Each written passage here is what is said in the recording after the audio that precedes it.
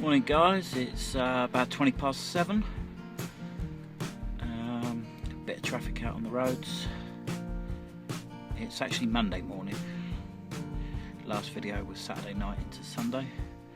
This is actually Monday morning, and I'm just about to have a look at the possible fuse that blew yesterday.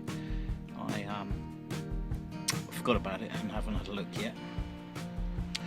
What I did see the night before was an amazing moon halo, which I took a photo of and will add it in a minute.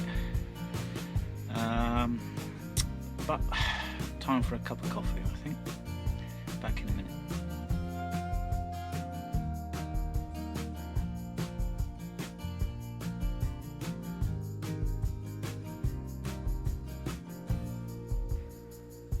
Okay, so this is my little kettle setup. I've got a small Halford's £10 butane gas stove. Takes the little canisters, and I've actually got two of these, but I only need one to make a cup of tea, and or I should say coffee, as I don't drink tea. And hopefully it'll only take a few minutes to heat up, and I'll see about putting some lights on so you can see what I'm doing. Okay, this should be a bit better. I've got the light on now and you can actually see. Fortunately, the light that I've got on is the normal van light in the rear. I haven't wired up my LED internal strip light yet to my leisure battery, so this is the normal van's cargo light that's actually linked up to the starter battery, so it's not one I want to use too much. Back in a moment.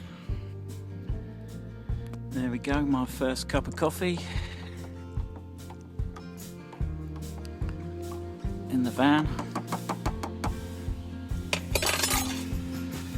and should have put a bit of cold water in that because that'll probably be a bit bitter.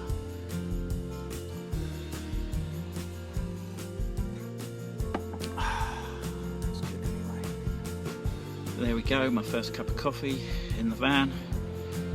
I didn't put much water in the kettle, and it only took a minute or two to boil. Probably enough for 2 cups of coffee, and yeah, quite impressed to be honest.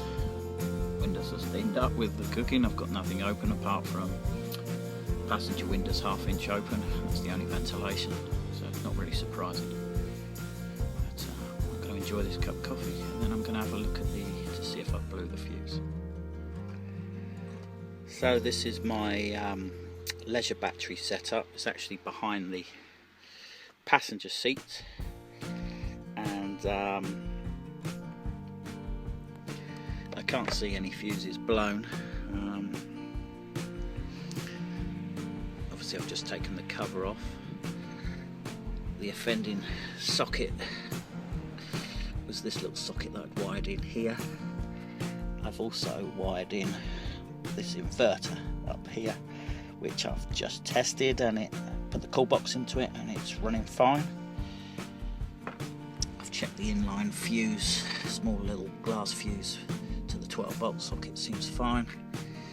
All the wires still connected, and if we look under here you can see I've got a Durite smart relay, and either side of that, you can just about see, is a little fuse box, and there's one down there as well. They're little 60 amp flat fuses, flat metal strip fuses. I can't remember what you call them, whether they're maxi, midi or whatever, but I'm just going to open up those little shells and just check that neither of those are blown.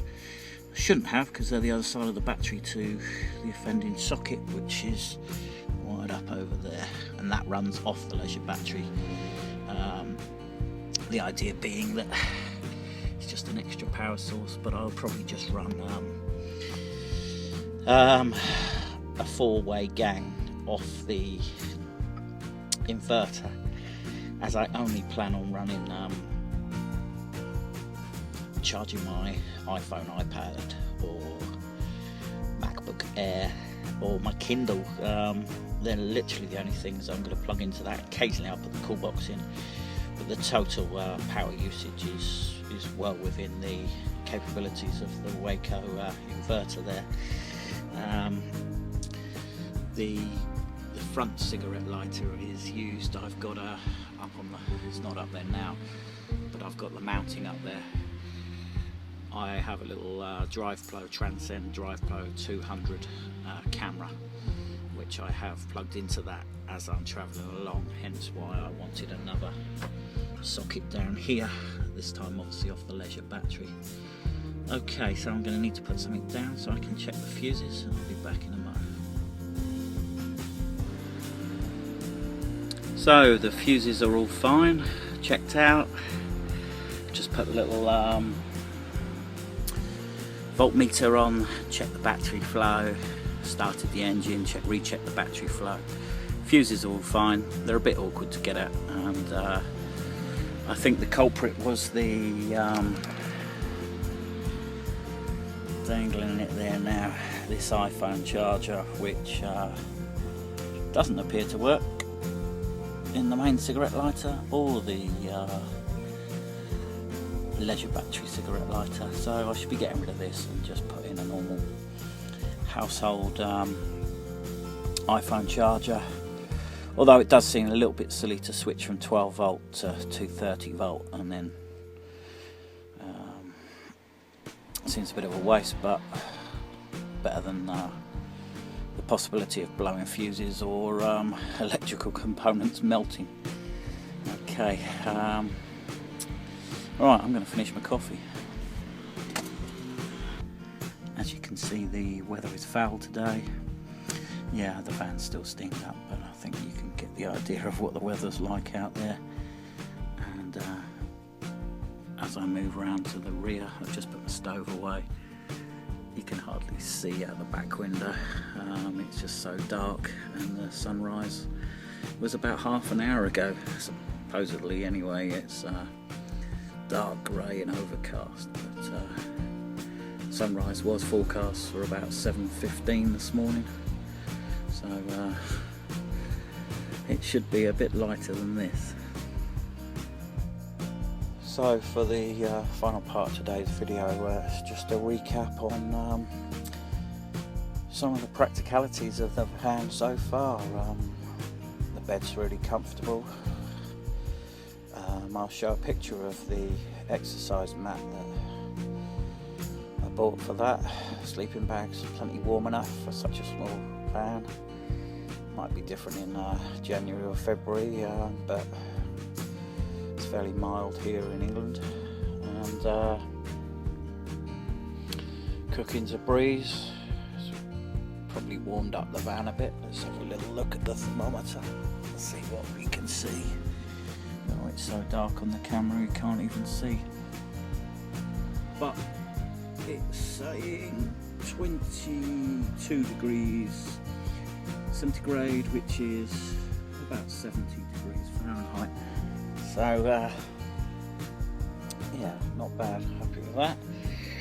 And just gonna have another cup of coffee, and then I'm gonna clear off.